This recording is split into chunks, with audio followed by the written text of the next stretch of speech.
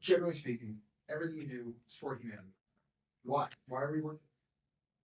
Why do you care about the politics? Why do you care about multiplanetary species? Consciousness, you mentioned that, but like, Yeah. do you ever get like feel like that's maybe not the case or not true? Um, well, I mean, there's certainly at times when I have doubts about these things. I mean, I think it's a good question you ask because it goes to like at a foundational level, what is my philosophy and why does it lead to this conclusion? Yes. Um, so the reason is that when I was a teenager, I had like an existential crisis to try to figure out what's the meaning of life. It doesn't seem to be any meaning for me, at least. The religious texts, and I read all of them that I get my hands on, did not seem convincing. Then I started reading the philosophers.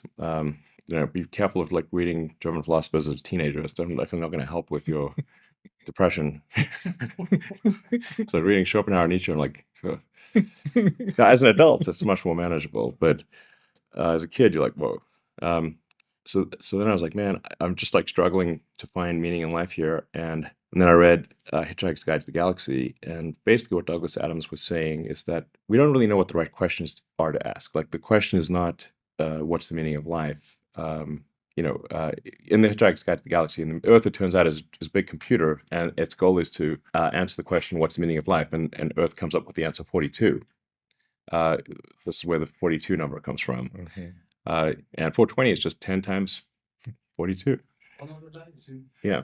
In that book, which is really sort of a book about, it's an existential philosophy book disguised as humor.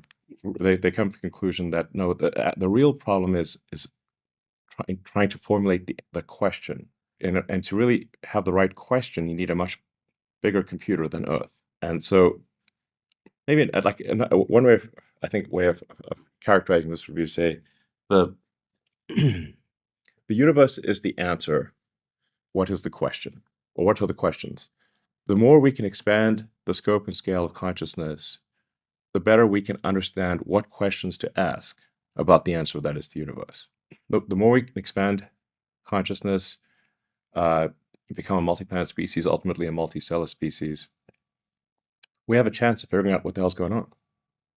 And so, and this is why I think we should have more humans and and more digital, both biological and digital consciousness, and why we should become a multi-planet species and a multistellar species, is so that we can understand the nature of the universe.